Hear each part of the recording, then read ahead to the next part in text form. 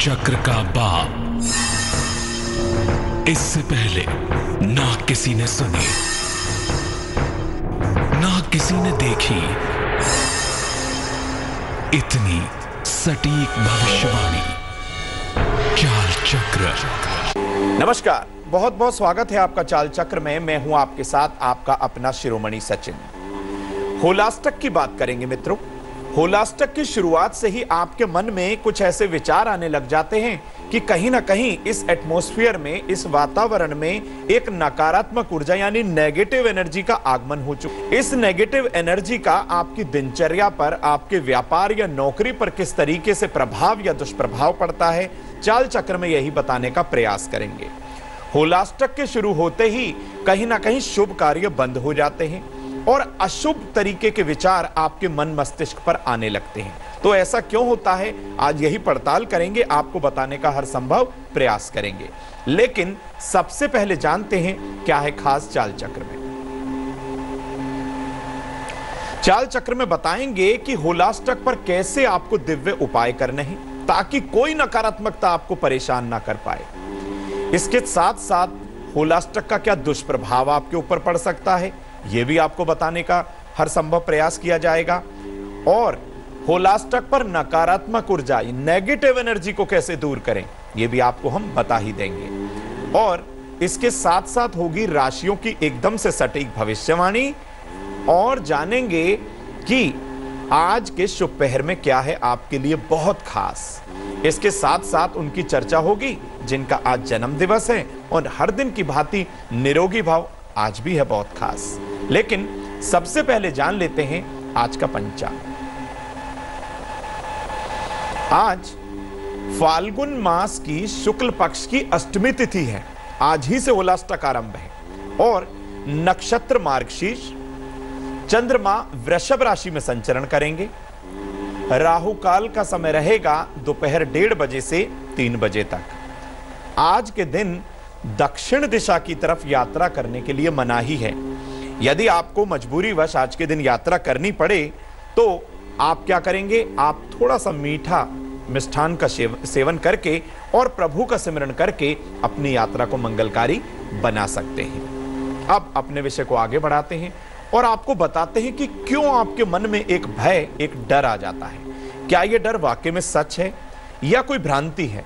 सबसे पहले आप ये जान लीजिए कि होलाष्टक है क्या और कब यह शुरू होता है, यही बता देते हैं आपको। सबसे पहले होलाष्टक जो है फाल्गुन मास की शुक्ल पक्ष की अष्टमी तिथि से शुरू होकर फाल्गुन मास की पूर्णिमा तक होता है।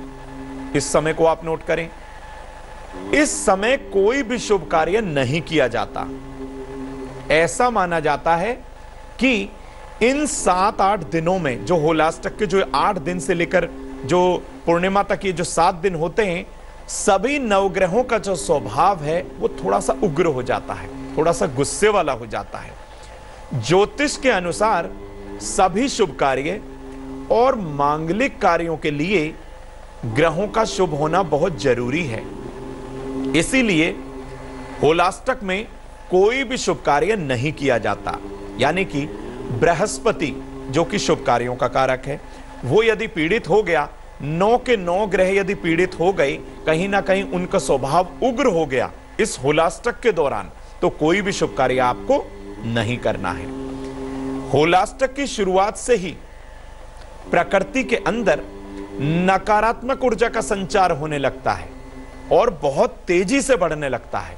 यह होता होलाष्टक की अष्टमी से, यानी शुक्ल पक्ष की अष्टमी तिथि फाल्गुन मास की, तब से इसका संचार हो जाता है, शुरू हो जाती है नेगेटिव एनर्जी। ऐसा भी माना जाता है कि फाल्गुन मास की शुक्ल पक्ष की अष्टमी तिथि को कामदेव भस्म हुए थे और 8 दिन बाद यानी कि पूर्णिमा आने पर उनके पुनर्जीवन का उन्हें आशीर्वाद मिला था। तो बहुत इंपॉर्टेंट है, यानी सारी नकारात्मकताएं इस समय एक्टिवेट हो जाती हैं, सारी नेगेटिव एनर्जी इस समय एक्टिवेट हो जाती है और पूर्णिमा आते आते जब होली का दहन होता है, उसी के अंदर सारी नकारात्मकता नष्ट होती है। तो तब तक ये नकारात्मकता का जो ये प्रभाव है ये पूर्ण रूप से बना रहता है। इसी दिन से भक्त प्रहलाद नारायण भक्ति से क्रोधित होकर भक्त प्रहलाद जो थे नारायण भक्ति से करते थे, तो हिरण्यकश्यप ने भक्त प्रहलाद को अनेक कष्ट दे दिए। हिरण्यकश्यप ने उनको बहुत प्रताड़ित किया, शारीरिक यातनाएं दी, पीड़ित किया, लेकिन फिर भी होलाष्टक का ही ये पर्व था, होलाष्टक का ही एक ये समय था जब उनको कष्ट दिए गए। तो कहीं ना कहीं ये होलाष्टक जो है नेगेटिविटी का कहीं ना कहीं संकेत देता है।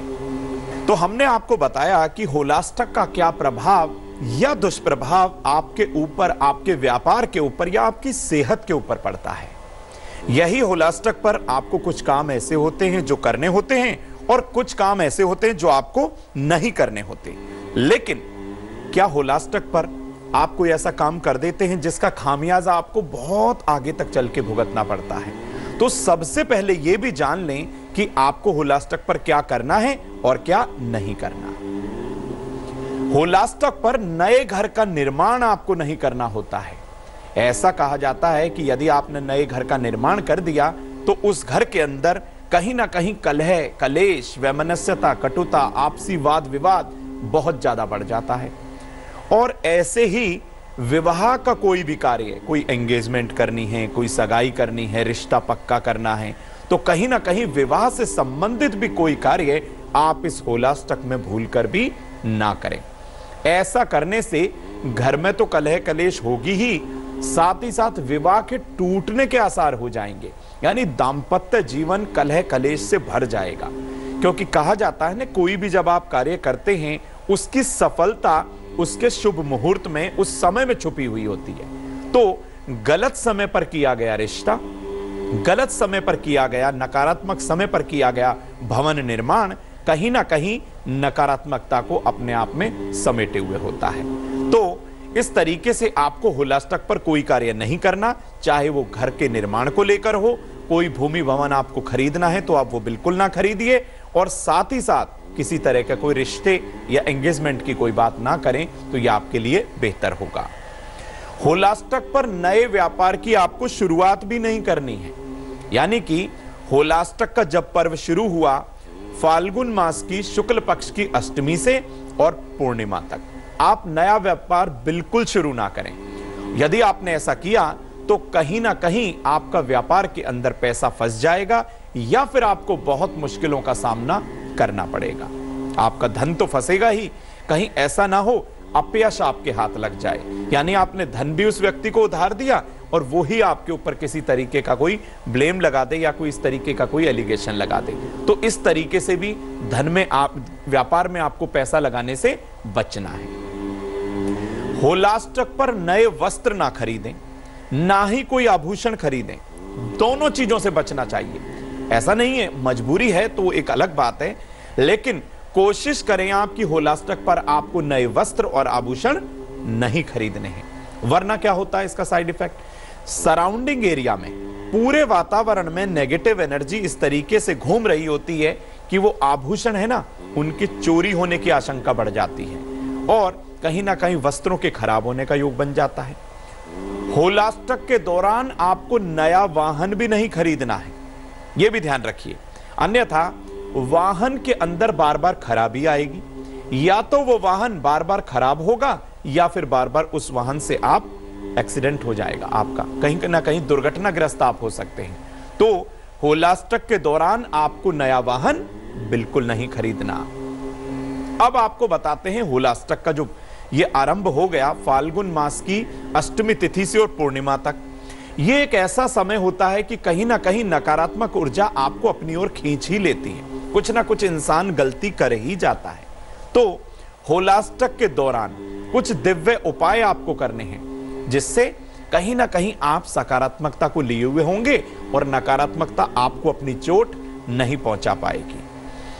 होलाष्टक पर प्रकृति में नकारात्मकता का प्रभाव होने की वजह से सभी लोगों को नवग्रहों का दान करना चाहिए, चाहे राशि आपकी मिथुन हो या सिंह या फिर वृश्चिक।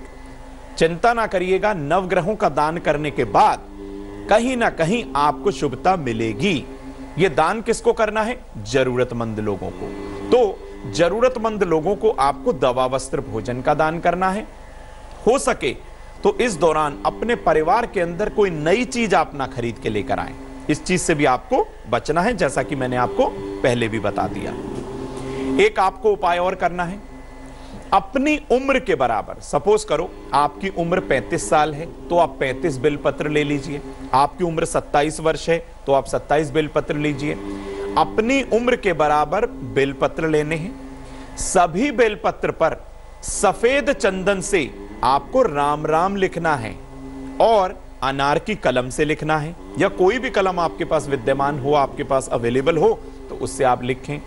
सभी बिल्व पत्र पर राम राम लिखकर उन्हें चिकनी तरफ से उल्टा करके शिवलिंग पर नमः शिवाय नमः शिवाय नमः शिवाय मंत्र का जाप करते हुए इस होलाष्टक के दौरान जरूर अर्पण करना है।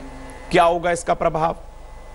इसका प्रभाव यह होगा कि आप इस होलाष्टक के दौरान जो नकारात्मक ऊर्जा से पीड़ित हो रहे थे ना, वो दुष्प्रभाव नहीं आपके ऊपर आ पाएगा। ऐसा करने से होलाष्टक के दौरान आपके शारीरिक कष्ट कम हो जाएंगे और आपकी आयु पर आया हुआ संकट भगवान भोलेनाथ की महाकृपा से दूर हो जाएगा। तो सभी लोग जिनको शारीरिक कष्ट है, जिनको दवा का सेवन जो कर रहे हैं, दवा काम नहीं कर रही, या जो लोग बहुत समय से बीमार हैं या असाध्य रोग ने घेर लिया है, डॉक्टर्स ने जवाब दे दिया है, तो इस नकारात्मक ऊर्जा के संचार होने के साथ साथ आप अपने शारीरिक कष्टों को कम भी कर सकते हैं। ऐसा नहीं है कि सिर्फ नकारात्मकता का ही प्रभुत्व रहेगा, कहीं ना कहीं आपके अंदर समाई हुई जो सकारात्मकता है वो भी उस पर हावी हो सकती है जब आप इन उपायों का सहारा लेंगे। अब आपको एक उपाय और करना है होलाष्टक के दौरान। वो क्या है उपाय?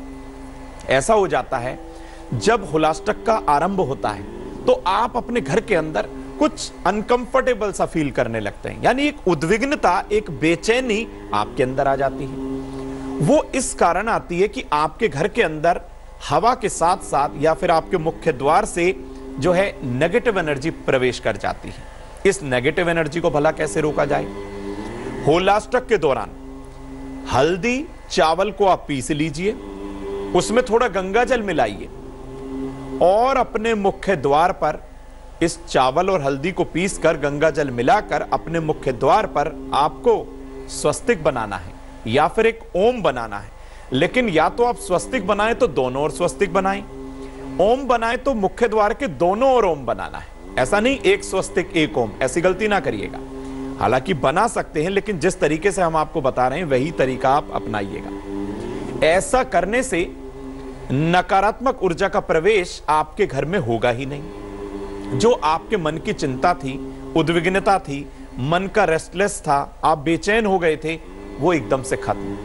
तो आप नकारात्मक इस ऊर्जा के प्रवेश को अपने घर में प्रवेश करने से बिल्कुल रोकिए। कहीं ना कहीं नेगेटिव एनर्जी जो प्रवेश करने वाली है होलाष्टक के दौरान, वो बिल्कुल थम सकती है, रुक सकती है। तो इस उपाय को भी आप जरूर करें। होलाष्टक के दौरान एक उपाय आपको और करना है। यदि आपके परिवार में कोई व्यक्ति बहुत समय से बीमार है और उसको कोई रोग का पता नहीं चल पा रहा, डायग्नोज नहीं हो पा रहा, डॉक्टर्स के आप चक्कर लगा लगा के थक चुके हैं, दवाएं बदली, हकीम बदले, वैद्य बदले, लेकिन कोई फर्क नहीं आया, क्या करना है उपाय? होलाष्टक के दौरान आपको एक जटा वाला नारियल लेना है।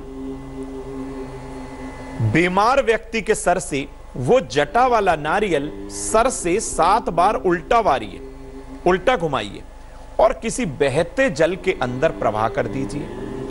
आपके घर के पास यदि बहता हुआ जल नहीं है तो चिंता की बात नहीं है, उस नारियल को किसी पीपल के वृक्ष की जड़ में रख दीजिए। पीपल का वृक्ष भी नहीं है तो किसी वट वृक्ष की जड़ में रख दीजिए। यदि ऐसा भी नहीं है आपके पास तो भगवान शिव के मंदिर में आप रखाइए। ऐसा करने से बीमार व्यक्ति बहुत जल्दी स्वस्थ अपने आप को महसूस करने लगता है। इस उपाय को भी आप जरूर करें। व्यापारिक नुकसान यदि आपको हुआ है, व्यापार में पैसा फंस गया, आपने किसी को व्यापारी को धन उधार दिया तो वापस नहीं दे रहा, आपका फोन नहीं उठा रहा, बहुत दिक्कत होती है क्योंकि आप पैसा जो बहुत मेहनत से कमाते हैं और यही पैसा जब फंस जाता है तो आपका जो अंतर्मन है वो दुखी हो जाता है, आप परेशान हो जाते हैं और परेशान होकर खींचकर अपने परिवार वालों पर ही अपना गुस्सा निकालते हैं।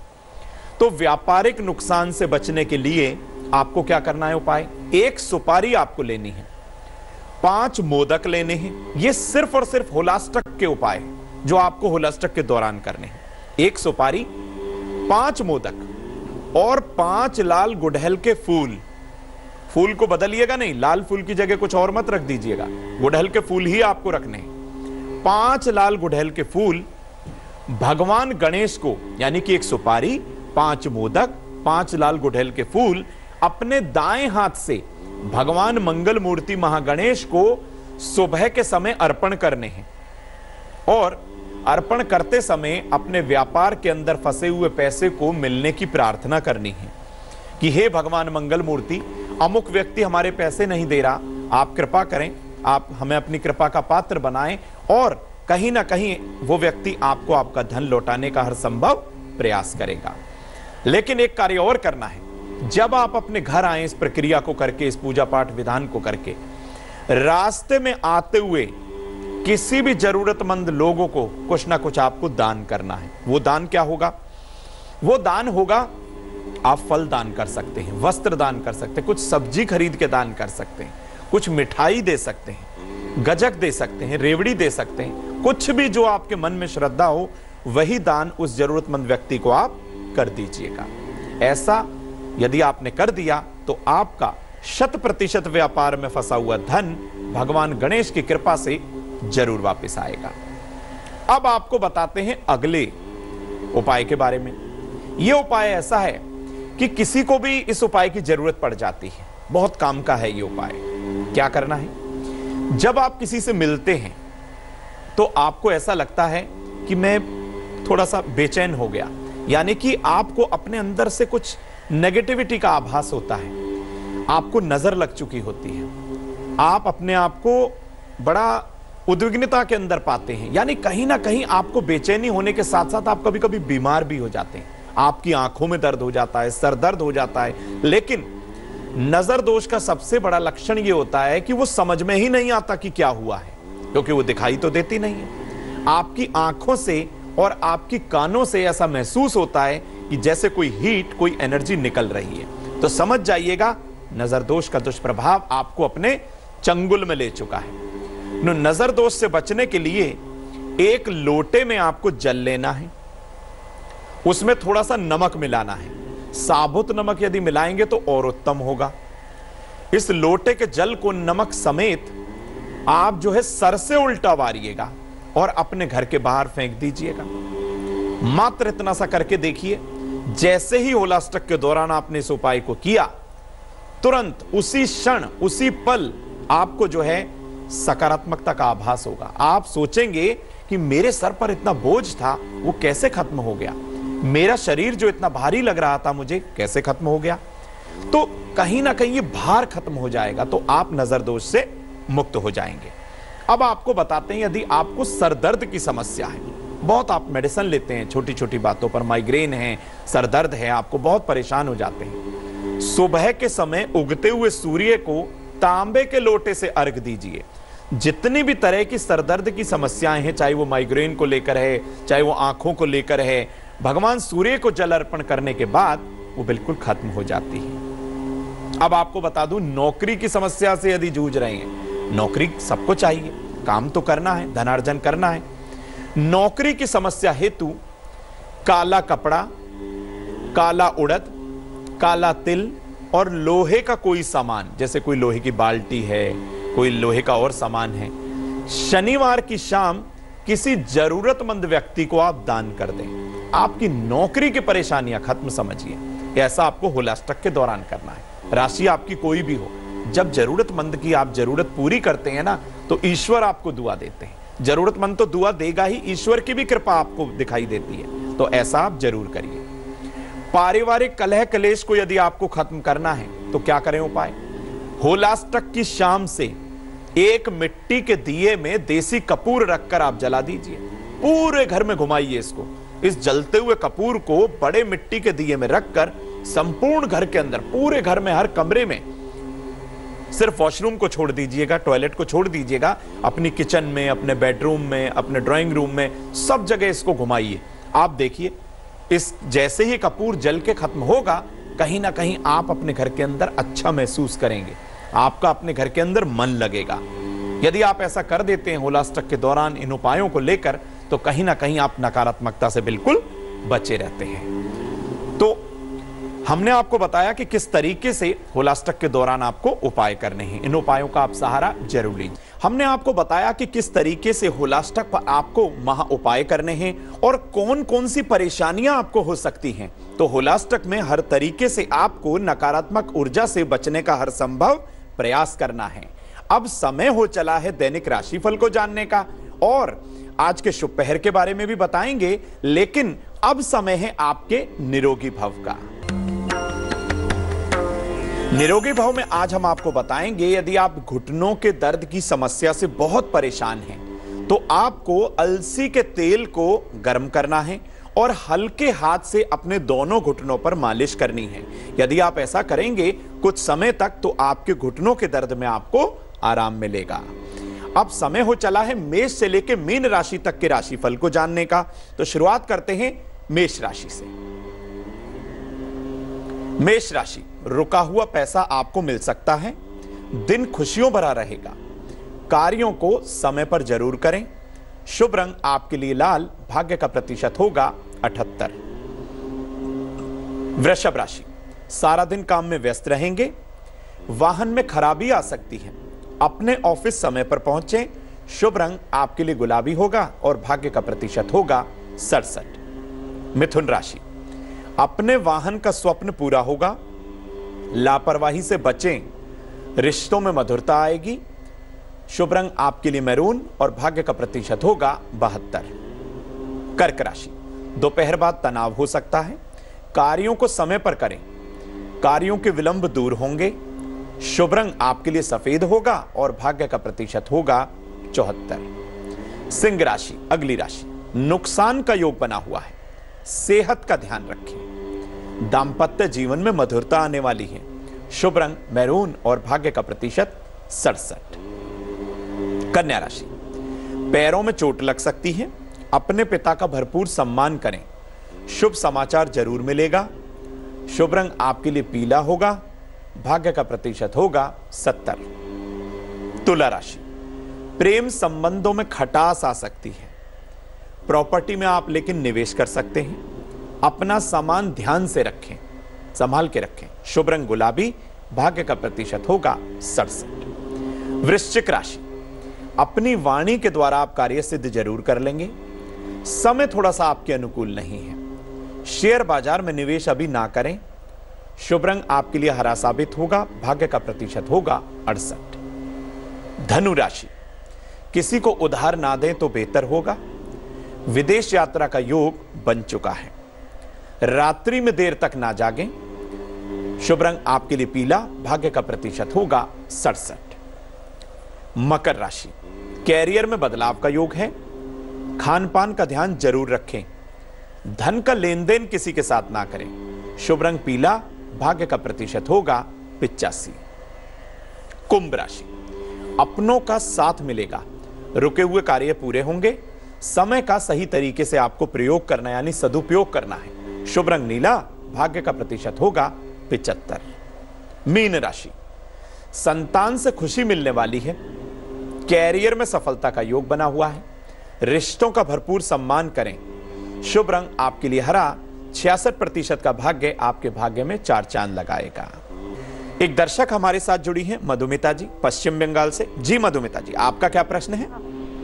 मेरा हस्बैंड के बारे में पूछना है सर। अच्छा, जन्म की तारीख बताएं। 9/9/61। अच्छा,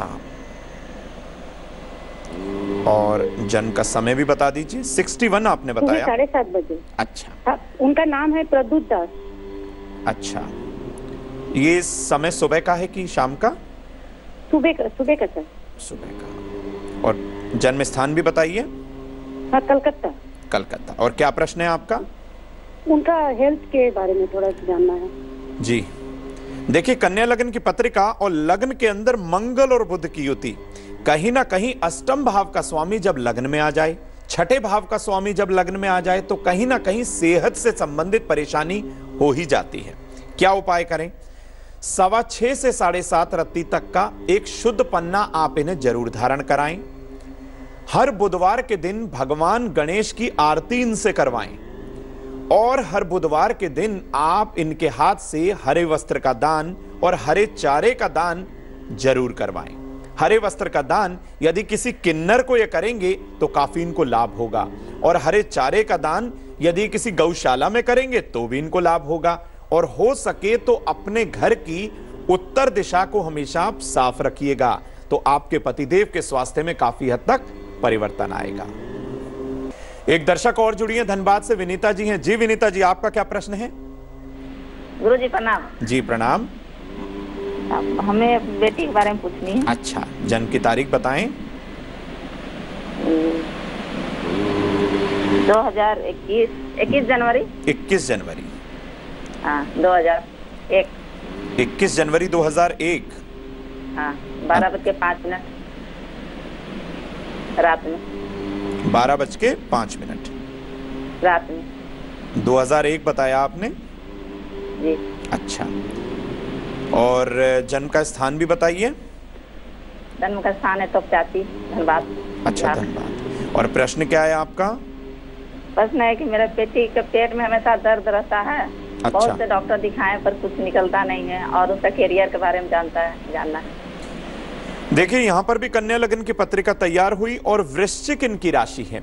राशि पर मैं आपको बता दूं, 7.5 का दुष्प्रभाव, उतरती हुई 7.5 कहीं ना कहीं स्वास्थ्य के अंदर कुछ ना कुछ गड़बड़ करेगी। क्या करें?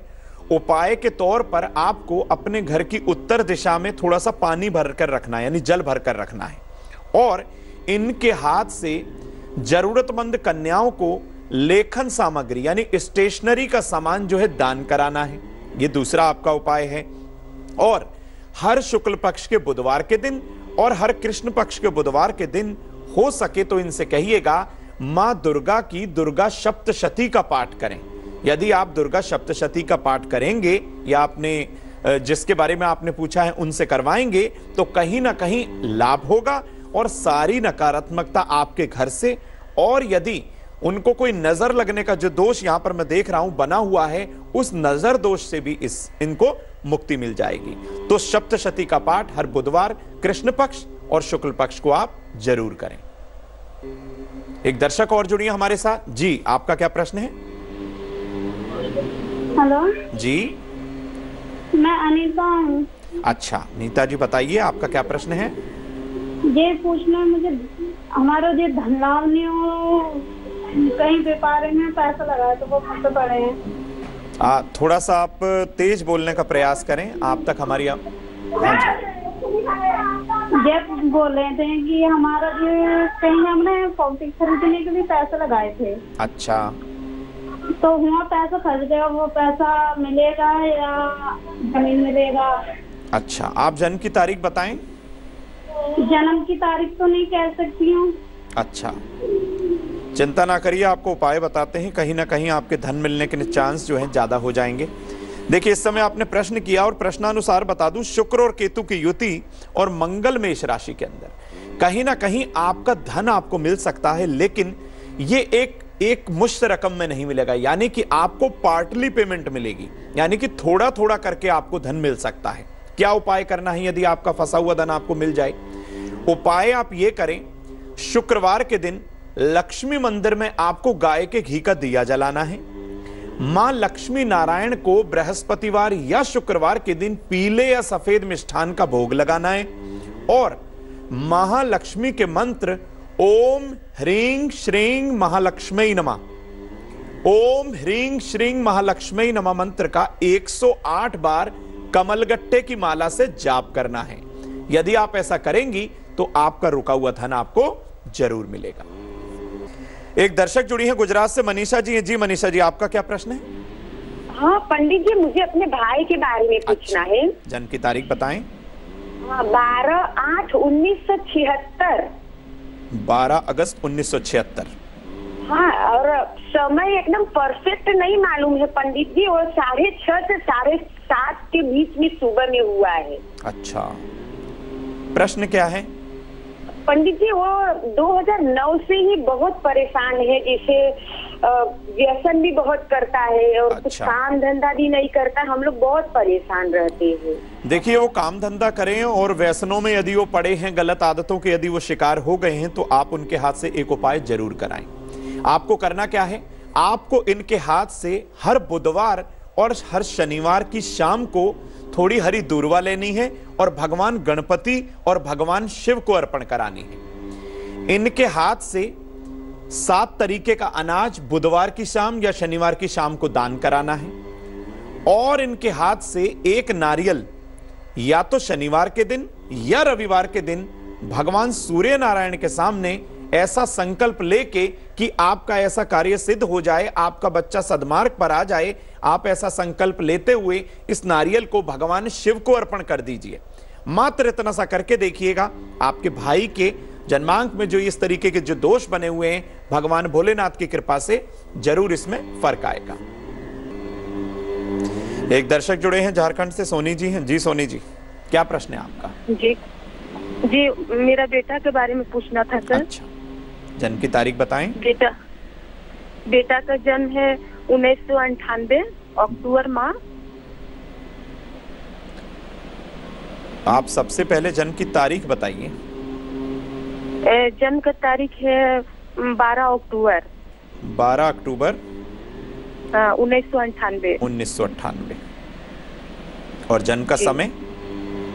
जन्म का समय है सोमवार 4:18। शाम का कि सुबह का? जी शाम का सर। हाँ जी, देखिए आपको मैं बता दूं कि ये जो आपने जन्मांक जो दिया है, हमें जानना क्या चाहती हैं आप इनके बारे में? जी जानना चाहते हैं उसका करियर के बारे में सर। कि वो क्या पढ़ाई अच्छा से करता नहीं है सर। अच्छा, देखिए आपका बच्चा जरूर पढ़ेगा, इस तरीके का योग विद्यमान है। लग्न के अंदर आपको बता दूं कि गुरु और केतु की युति है। करना क्या है, सबसे पहले आप अपने बच्चे के माथे पर केसर या हल्दी का तिलक लगाना शुरू करें और इस बच्चे के हाथ से हर बुधवार के दिन दूर्वा भगवान गणपति को अर्पण करवाएं और एक स्तुति का पाठ करवाएं, बल बुद्धि विद्या देहु मोहि हरऊ कलेश विकार। यदि आप ऐसा कराएंगे हनुमान जी के सामने इन्हें खड़ा करके, तो हर तरीके से इनको बुद्धि भी आएगी, इनका बल भी बढ़ेगा और इनका शौर्य भी बढ़ेगा। हर तरीके के स्वास्थ्य की समस्याएं भी इनको परेशान नहीं करेंगी। तो अपने बच्चे के माथे पर केसर या हल्दी का तिलक करें और बच्चे के हाथ से हर बुधवार के दिन दूर्वा भगवान गणपति को जरूर अर्पण कराएं। अब बात उन लोगों की होगी जिनका आज जन्मदिन है।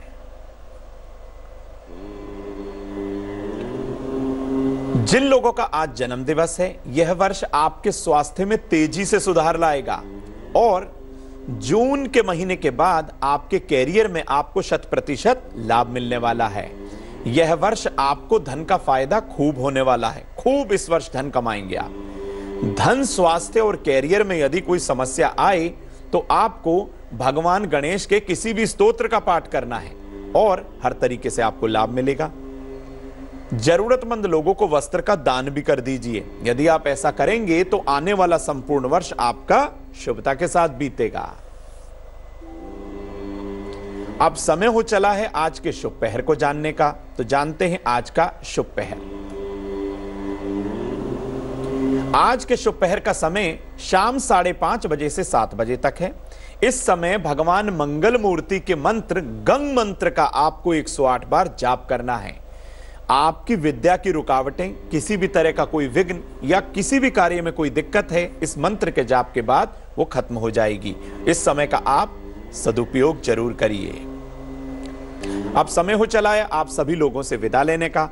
अब मुझे दीजिए इजाजत। आगे देखिए रिश्तों की कहानी संजय सिन्हा के साथ। नमस्कार। लेटेस्ट खबरों के लिए यूं ही देखते रहिए तेज, और इस वीडियो के पसंद आने पर लाइक, शेयर एंड सब्सक्राइब करना ना भूलें।